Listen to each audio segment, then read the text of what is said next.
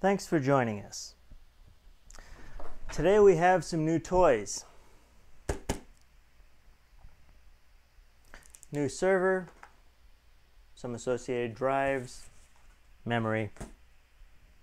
First we got to start with the simple stuff, and I did cheat a little bit for the sake of live streaming, and we have 4 drives. I've already opened 3 of them and installed them because no one wants to watch us do that. But we have Crucial MX500 drives, 1 terabyte each. These come in this form factor and of course the M.2 form factor. This is of course what we need for our NAS environment. And some memory. I did cheap out on the memory for this thing. This NAS box is the QNAP TS-453BU, which supports either 4 or 8 gigabytes of RAM. I cheaped out and decided I would buy the 4 gigabyte model and then update the memory myself. And I'm doing that with the cheapest Chinesium memory I could get my hands on, which I know may end up biting me in the ass in the end. But QOMOI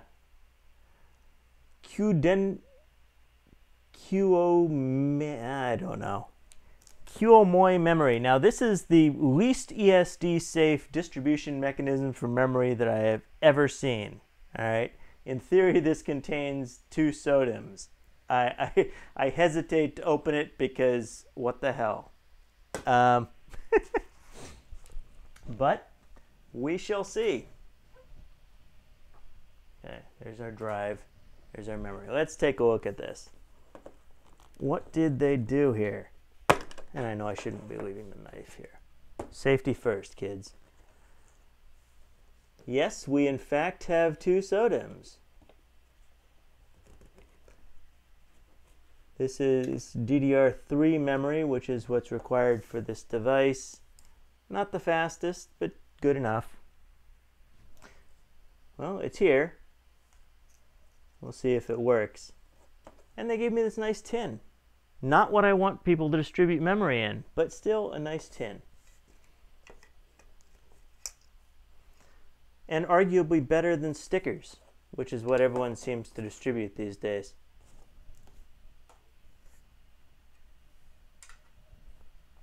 Now for the fun stuff. And before we jump to the fun stuff, let's see what our viewership is. Okay.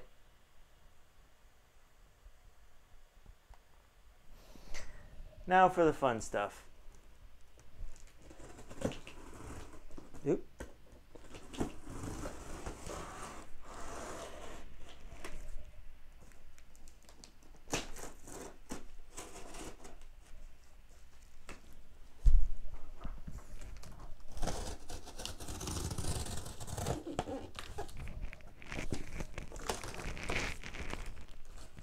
Wow, I did that badly.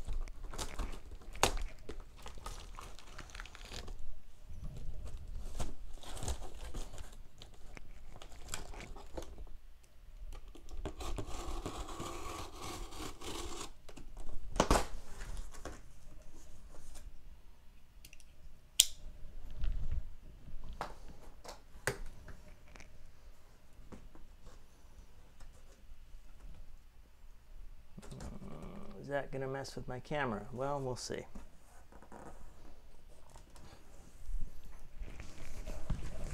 So here we have,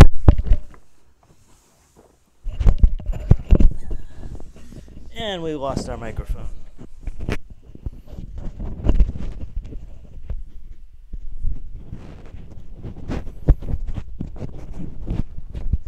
Come on, microphone, you know you want to stay there. All right, so here we have our server.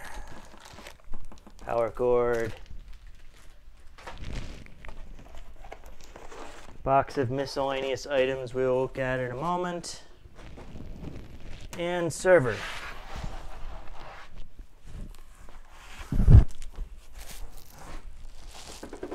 Goodbye, box.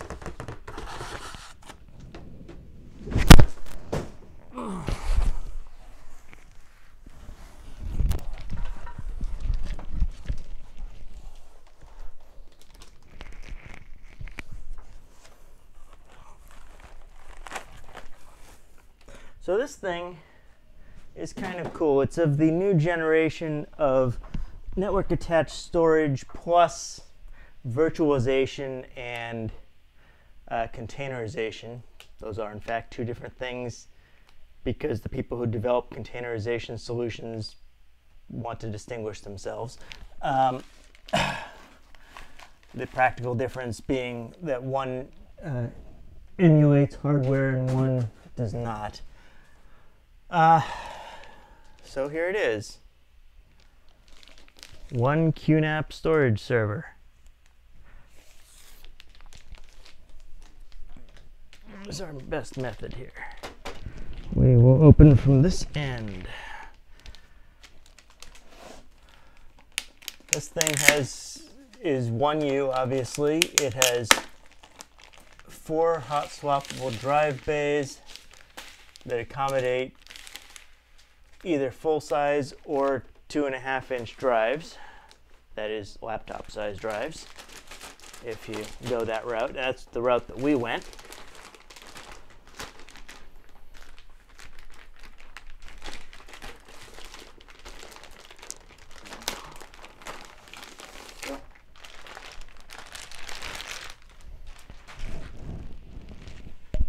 First, let's look at our drive bays.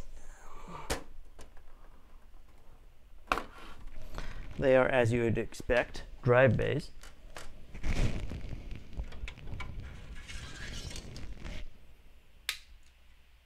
And they look much as you'd expect.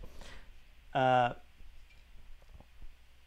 do have screw mounts for 2.5 and full-size drives. So before we go too much further, let's mount our drive, see what we've got here. Manual. Lots and lots of screws. They have black anodized and non-anodized screws. 2 Ethernet cables. It should be pointed out this unit has 4 Ethernet ports, not 2, but they give us 2 cables. 2 mounting brackets of the usual flimsy sort that one gets when one doesn't invest in the Rails kit for a rack mount device. 2 little thumb loops with tiny little screws that don't seem like they would be able to handle the weight of a server like this, but then again, they're only meant for pulling the server out, which is again only useful if you don't buy the Rails kit. Is only useful if you have a fully populated rack, or at least a rack where something is populated in the position below the server that you're trying to pull out. Short story, always buy the Rails kit, unless you're extremely cheap. And if you're on the company's dime, buy the Rails kit. All right, screws.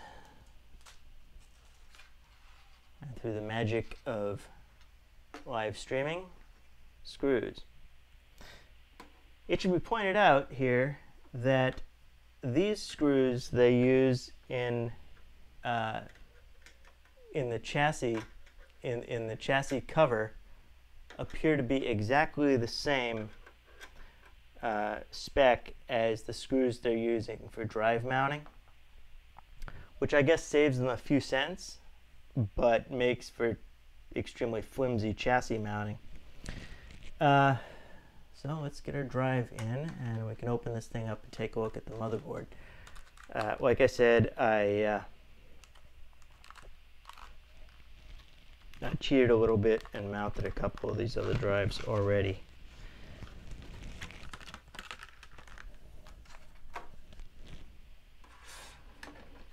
So that we only have to watch me screw in one of these once.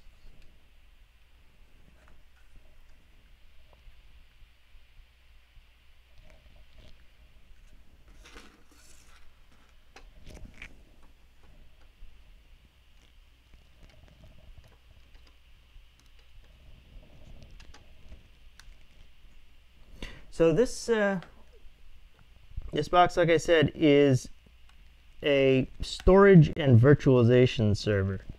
That is to say, QNAP provides what they call software that they call virtualization station, which is a KVM-based virtualization solution.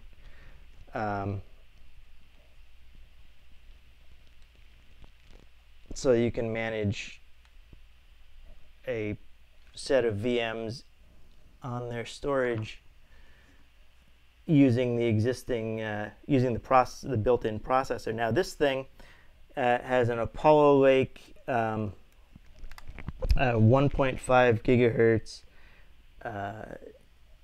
4-core CPU, which I don't know. I would consider barely server class. I mean, it's enough to manage storage. I don't know whether it's going to be enough to do any sort of serious virtualization, and if I don't do this, screw this in nicely, I'm going to regret it.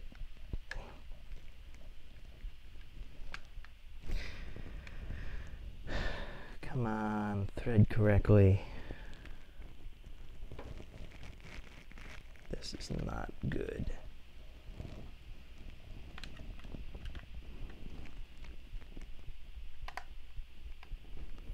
I hate these tiny screws.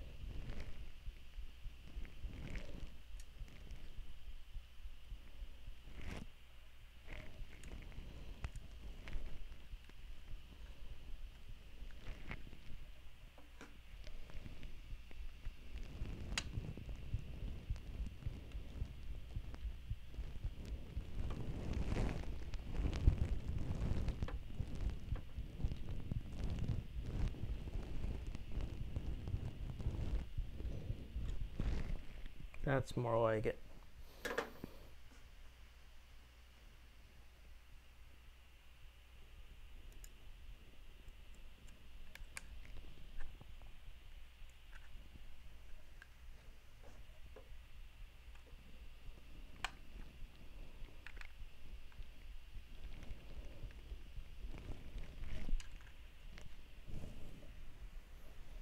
Comments. Let's see. New toy. Yes, new toy. And reading comments on this is not a great methodology. Let's go with this way. John, it's good to see you. Yes, new toy.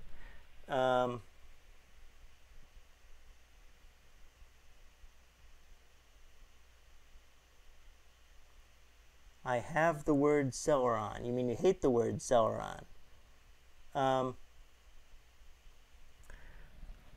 Yeah, I don't understand why they would brand the thing Celeron, because back in the day, Celeron was, you know, a consumer branding, and I've done it again. What the hell's wrong with my inability to screw and drive? This is why I did these other ones beforehand, because I didn't want to bore people with my inability to screw things in reliably. Yes, I don't understand their choice of branding it that way, or for that matter, their choice of not putting a real server class CPU in this thing. But, you know, it is impressive for what it is. And if you're paying $1,300 for it, then you're overpaying. I paid $999 for mine on Amazon. Now, I am going to do some magic here and make sure the other drives are in the way they need to be.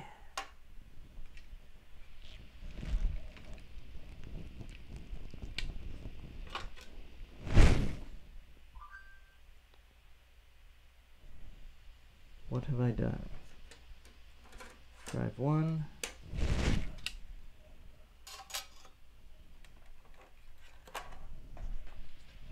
Drive 2.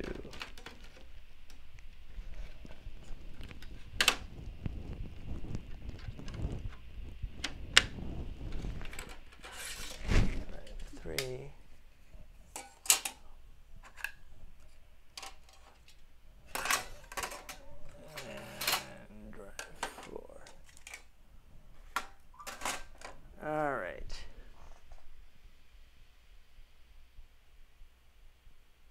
Core i1. Yeah. But you know, it's a good enough CPU to do storage management. It's probably not a good enough CPU to do any sort of serious virtualization. Personally, I got it just because I wanted to play around with their virtualization station software. I knew that I'm not going to be able to do any production level stuff in the virtualization realm with this. They do seem to have very schizophrenic marketing with these things. The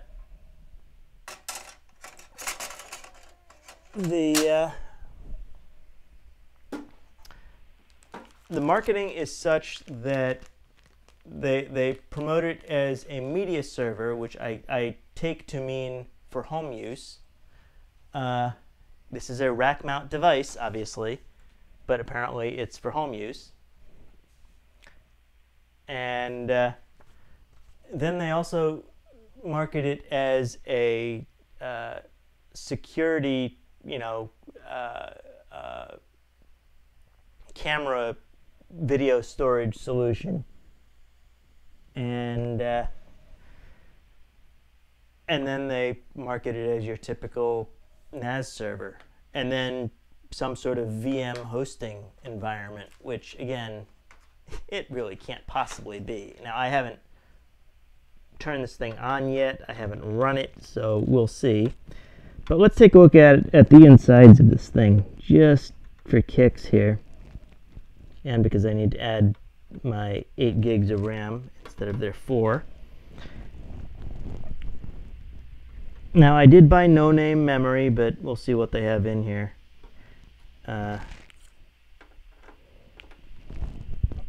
I'm reasonably sure they're not using name brand memory.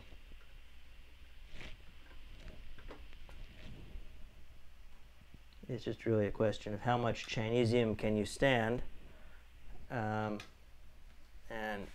let's see, is that better? That is not significantly different. Anyway.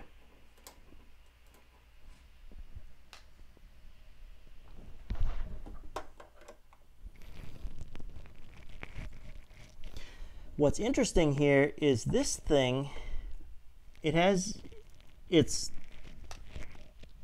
4 10 gig Ethernet ports. I think they're 10 gig a piece, which is nuts for a server of this size. I mean, it's good for a NAS server in general, but for an entry-level unit like this, that's kind of overkill. And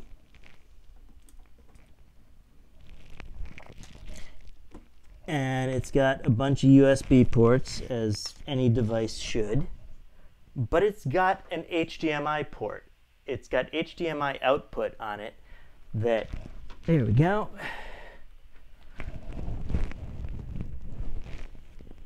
Come on. Oh, there we go. You know you want to come off in one piece without dying. There we go. So this is our machine. Unfortunately, I don't really have the ability to zoom in today. My little mobile camera is not with me. But we have a tiny little Celeron processor. We have two non-stacked, oddly arranged, oddly positioned SODIMM slots, and then two 40mm fans, which is the only cooling this thing has.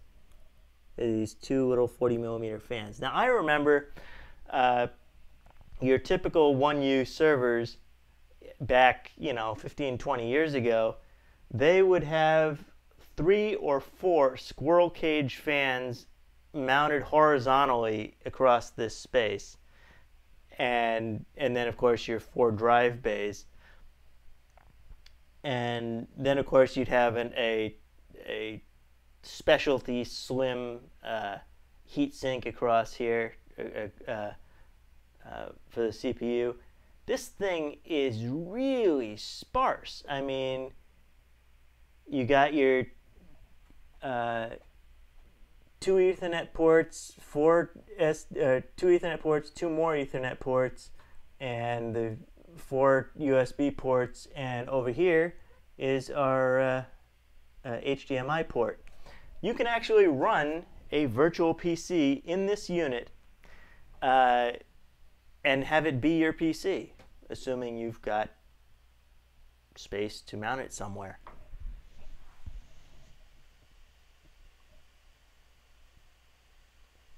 Hey Roy, how's it going? Thanks for joining us. So we're just looking over the board here right quick. It's just incredibly sparse. Now it does have a PCIe slot on a little riser card here.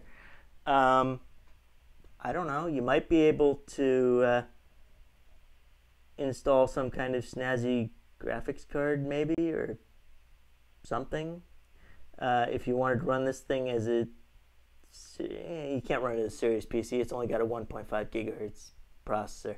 But anyway, so it's got a card here, which I guess you could, I guess in a server environment you'd put a fiber channel BIC or something in there. But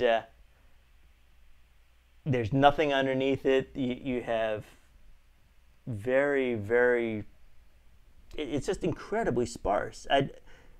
I really am stunned at how empty this case really is.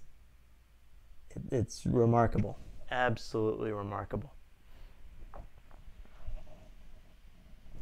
So we have our drives in.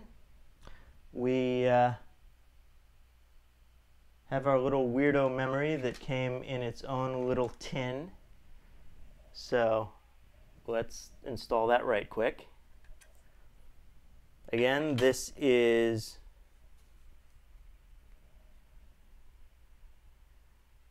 Duo MyQi memory. So we'll be going from 4 gig total to 8 gig. So we're pulling out 2 gig DIMMs or SODIMMs and replacing them with 4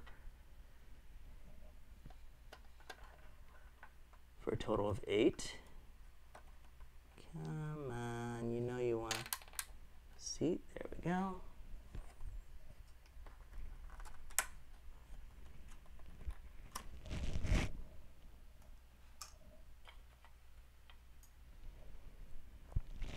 Now, had I thought this through, I would have had a monitor here to connect this to and an Ethernet port, but I think what we're going to do is,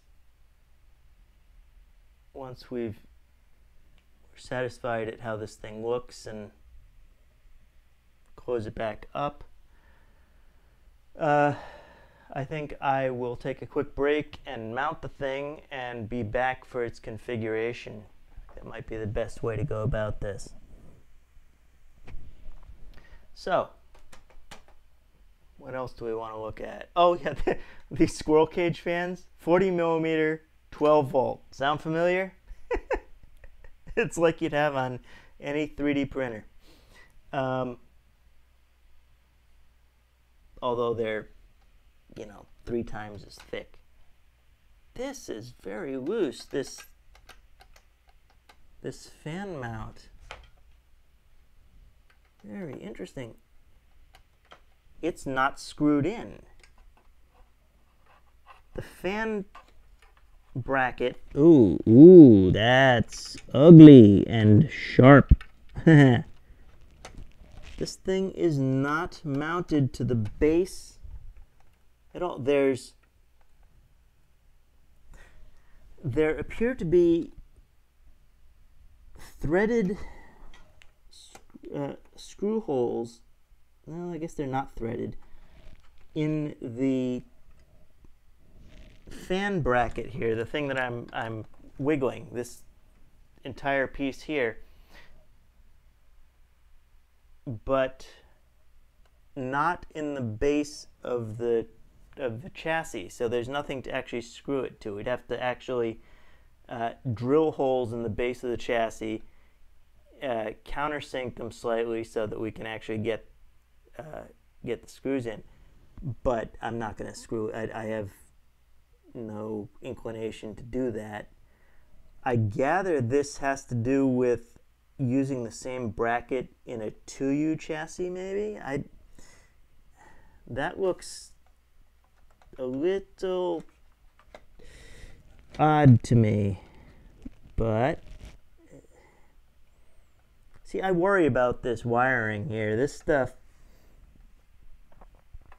on either side of what looks like, oh, that's just foam there.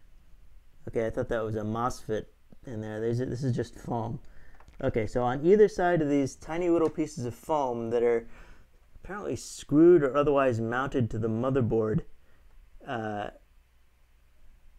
you have these runs for the fan wire. They're 3 conductor, I guess, yeah, yellow, brown, and red, yeah. 3 conductors running to the fans, and there's no chamfering or there's no finishing to this edge of this steel bracket on the bottom. So I'm concerned these wires are going to get sliced somehow. Hopefully there's not enough vibration for that to happen, but it's odd that there's no real locking mechanism or even a press fit kind of mechanism for this bracket. That's not optimal. Other than that, it's as clean and sane a board as you can expect, I guess, for under $1,000. Again, you said you're looking at pricing of $1,300. Yeah.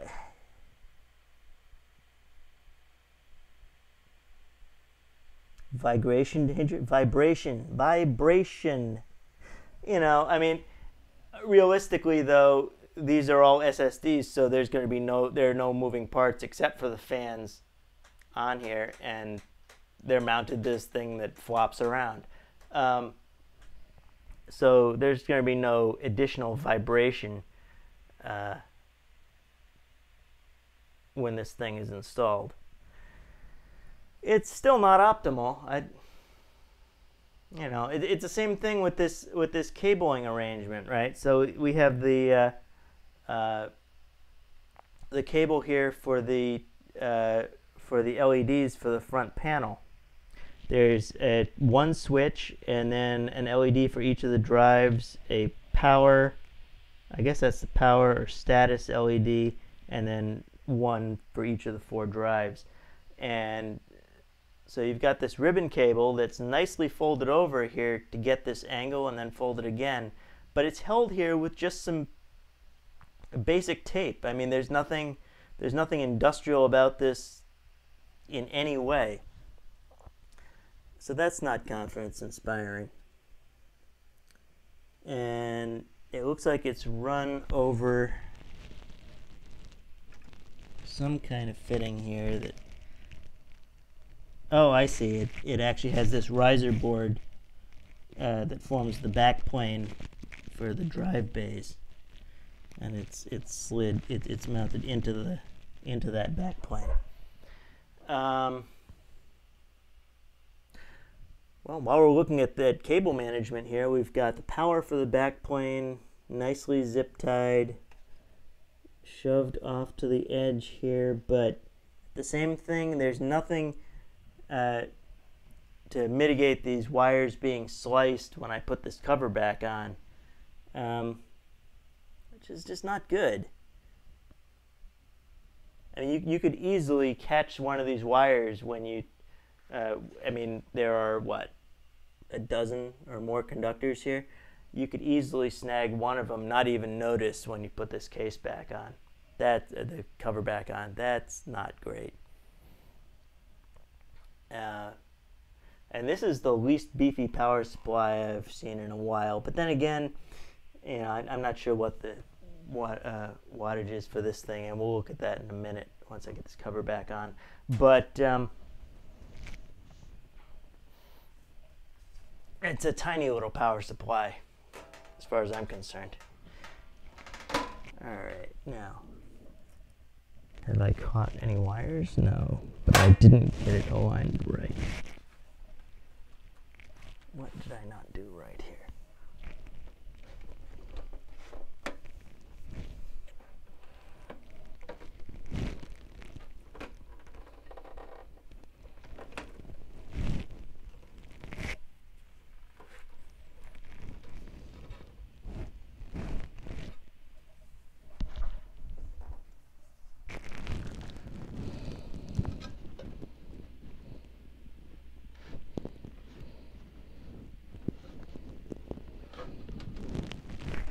Okay.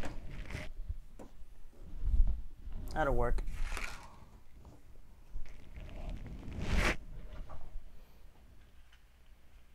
And back together we go. Now you'll notice that these are the same screws that of the same thread and same dimension as are used for the drive mounting. And I'm sure that saves a couple of cents, but come on, guys. What happened to the days of the 2 thumb screws in the back of the chassis that allowed you to slide off the cover rather than these 6 tiny little easily strippable things that we do in the top?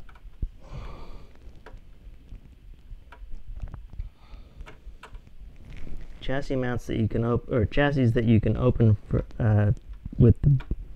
from the back, just that much more. This is where this thing just isn't quite enterprise ready as far as I'm concerned. It's stuff like this that just isn't quite up to snuff.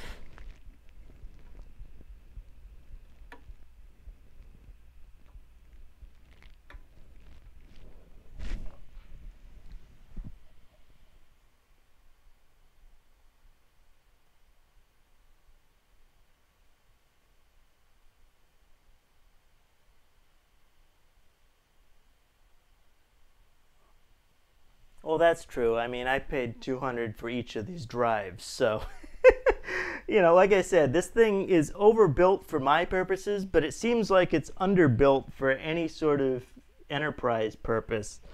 And yes, I could have gone out and gotten, you know, 6 terabyte Barracuda drives or something. rather than dealing with these SSDs that were, you know, SSD priced. But, you know,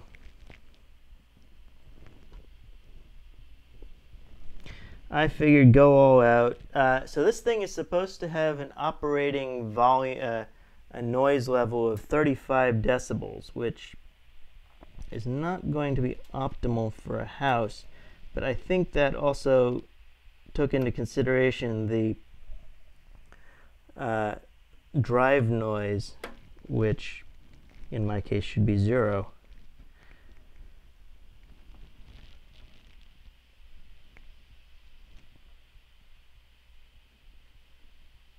But this is why we have a wiring closet into which we put our rack, I guess.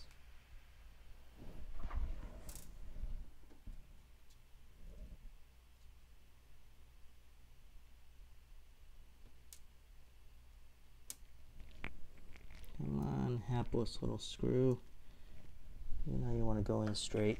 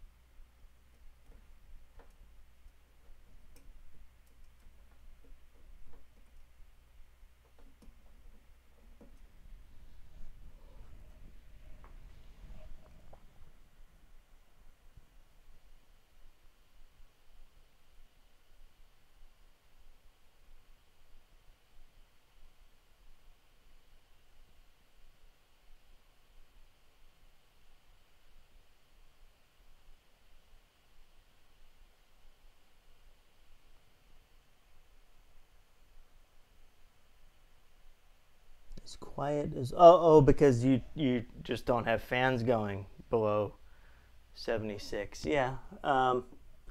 Is it room temperature or CPU temperature that's going to govern that, really, though? You know, I did actually, when I was, you know, quote unquote engineering my wiring closet, I added an HVAC output, or an HVAC vent in the closet, which, you know, isn't going to do me a whole lot of good unless I put a thermostat in there and a louver or something. But it's in there just for the sake of being there for the moment. And in winter, I guess I'm just going to close it off or something.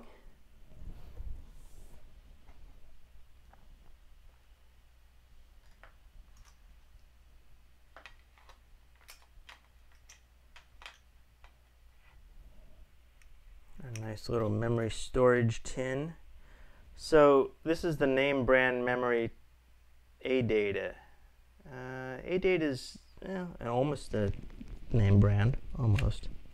I mean, it's known at least. So that's what it ships with. But yes, if you look at the memory pricing, you're basically paying twice the market rate for the extra 4 gig than if you were to go buy the 8 gig kit, the 2 4 gig SODIMMs separately. What else have we got here? I feel like I'm missing something. Brackets and where are our little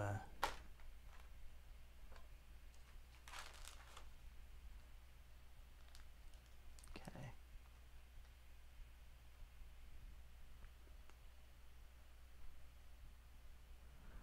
Where are our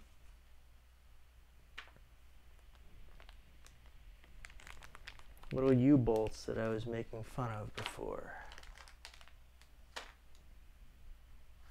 I've already lost something. There we go. You do have to admire the sheer number of Ziploc bags this thing comes with. Now these are all the same screws. They're identical screws, right? We have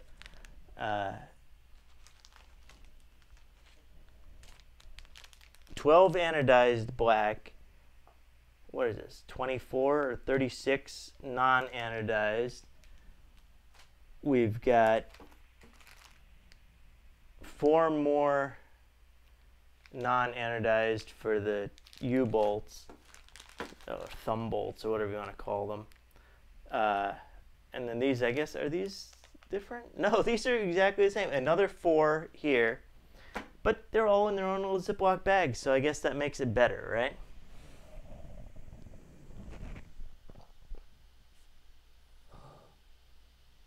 Yeah, I mean, certainly the room temperature is going to impact it, but I would think the CPU temperature would impact it more quickly. I mean, surely the CPU is going to be at a higher temperature than your ambient temperature.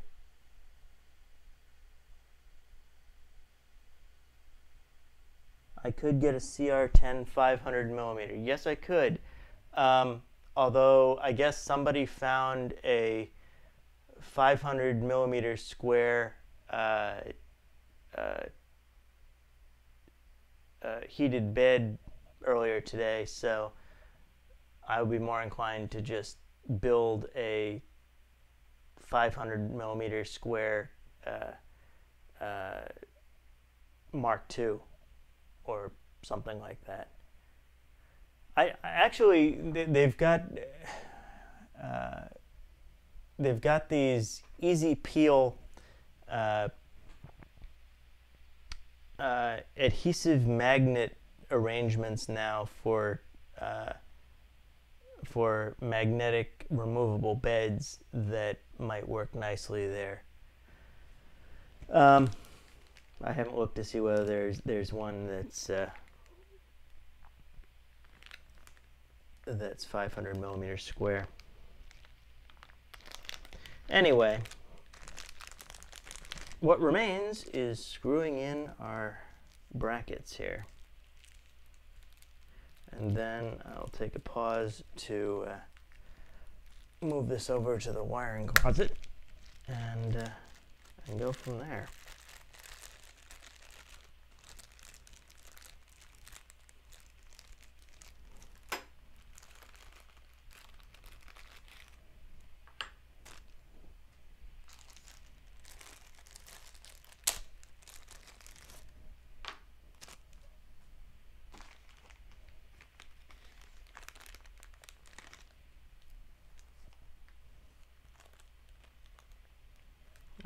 Actually, I'm going to install these first. And just a sanity check. These go this way.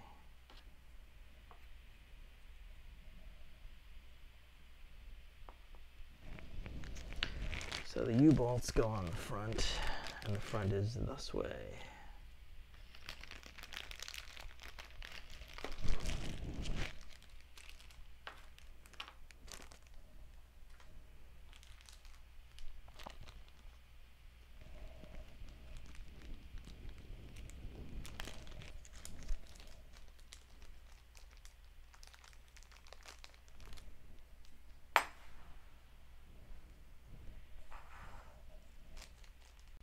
Are we frozen here? No, we're not frozen.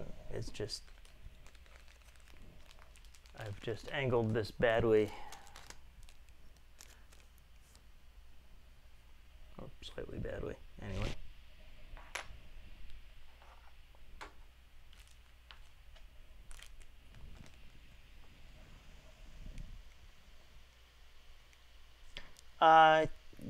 Yeah, but I want to use all Prusa hardware. I'd go get myself an INC and or at least a mini Rambo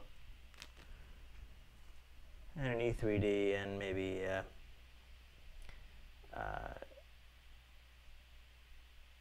some Bondtech gears for the extruder. But I guess it's an AM8 to the extent that that it would. Now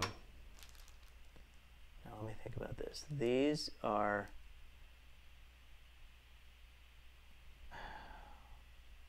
Damn it.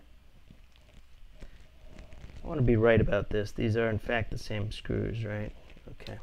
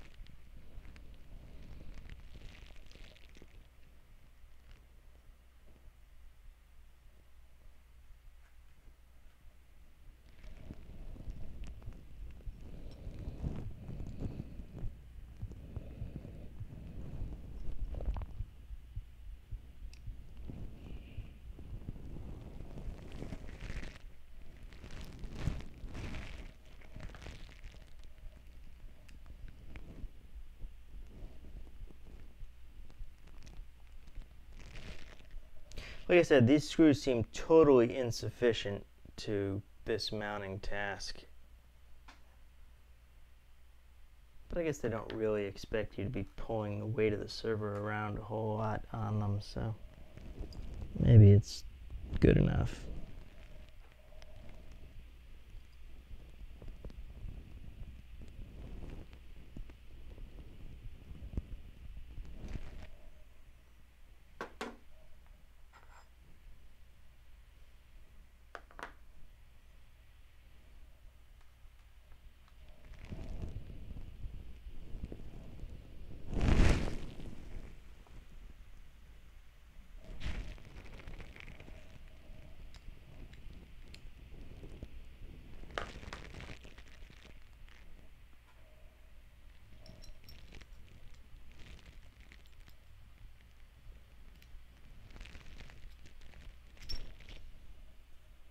Oh.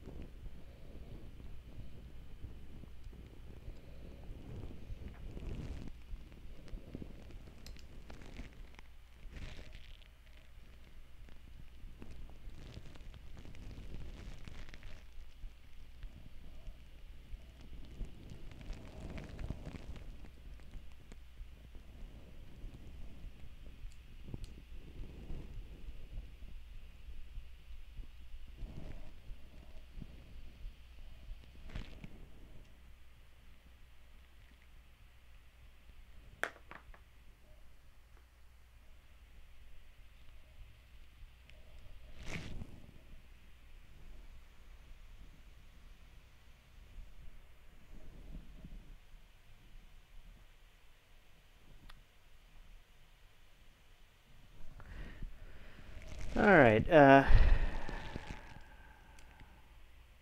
Looks like somebody got here late and missed the inspection of the motherboard, but that's what they have replays for.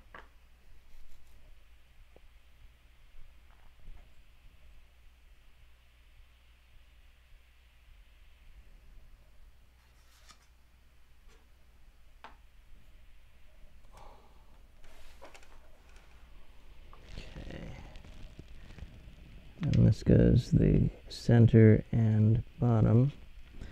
This is another one of these cost-cutting things, and which is, you know, not unreasonable in any way, but these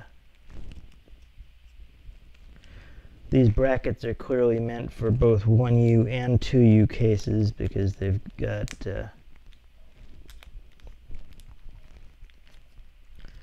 space for 3 fasteners when only 2 on each bracket are going to be used for the 1U.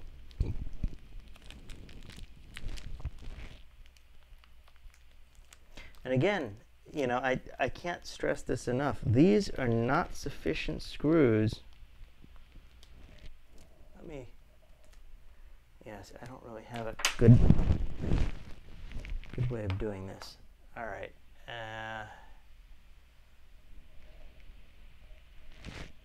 See if I can show people what this actually is that we're dealing with here. These screws are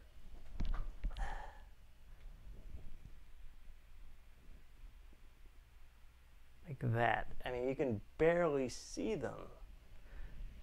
And they've got, you know, like 5 threads on them. I mean, it's it's ridiculous. You can barely, these things are barely connecting. And they're, I guess they're making their way through entirely through the case, but just barely.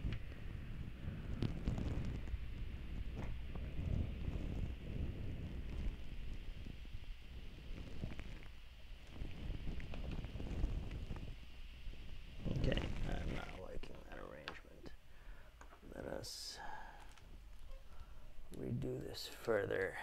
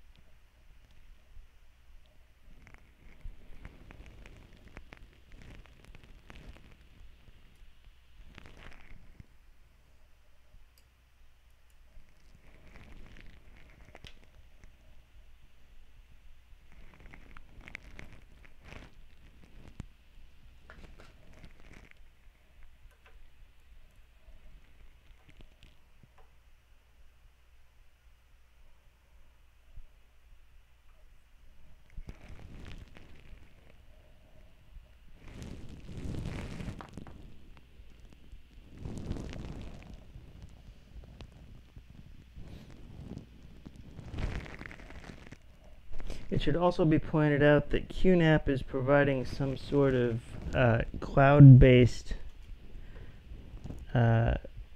routing solutions so that you can access your NAS device remotely, and also for purposes of configuration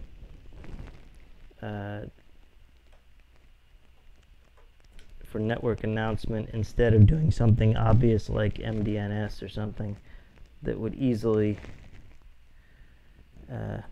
achieve the same objective without a cost. But they have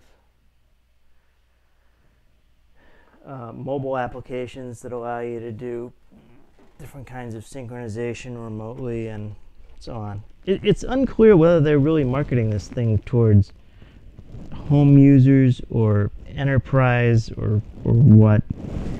Like I said, it's very schizophrenic the way the thing is marketed.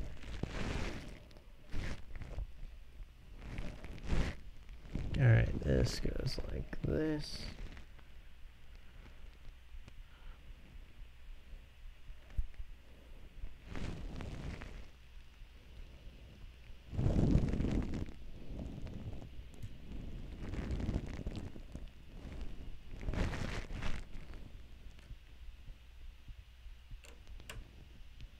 Bear with me here while I'm doing this. I can't read comments.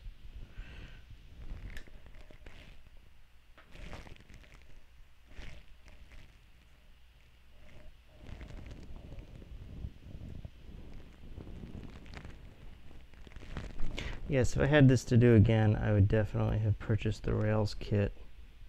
I assume there is a Rails kit. I haven't actually went and looked for one. But yes, I like rails on my rack mount devices, especially these ones that require you to access screws from the top in order to open the cover. Okay, so we are, I think, ready to go install this bad boy. So thanks for joining me, and we're just coming up on an hour. I don't know how that's possible. I mean, all we did was open it up, throw some memory in it, and screw some brackets onto it. But yeah, we're coming up to an hour, so that seems like an excellent place to stop. Thanks for joining me. Like, subscribe, whatever else people do. I can power it up. I don't have an Ethernet cable here at the bench. I will power it up. I will install it and power it up here, and we can look at the web interface that's used for setup once it's installed in the rack. That's the plan. You know, what can I do for Ethernet here? Yeah, had I thought about it further, I might have used my laptop as a gateway for Wi-Fi, but I didn't. So I'll throw this in a rack, and we can power it up and configure it from there. But I think this is an excellent place to pause the stream, and we'll come back and do the configuration. No, so the entire configuration is web-based. This thing does have an HDMI port, so there is a video, monitor-based configuration as well, but apparently the monitor-based configuration is inferior to the web-based configuration options. You have less options with regard to drive pooling and so on. So when you're doing the setup, apparently use the web configuration first and foremost. Yeah, I don't know if there's a whole lot to see. I may not stream the configuration, but we shall see. Anyway, first I gotta throw it in a rack, and we'll go from there. Thanks for joining us. Like, subscribe, share, all that good stuff. I will probably be editing this slightly before I release the stream as a whole. So there you have it. Thanks again, folks. Have a good evening.